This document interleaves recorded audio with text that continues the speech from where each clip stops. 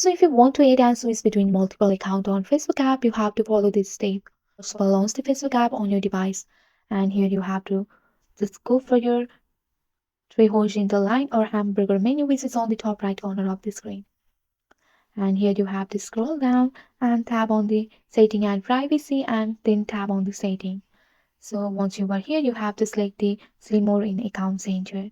So here you have to just go for your profile here, and once you are on your profile, you can go for the add account.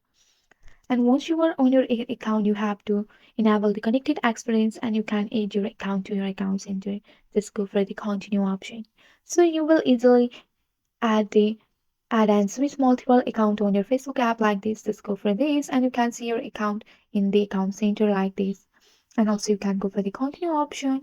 You have to again tap on the continue option. Just go and as you have to just go and as add your account. So after finishing your account, so here you can easily switch between your multiple account on your Facebook app like this. You have to just go and tap on your multiple account, and you can find your all information here.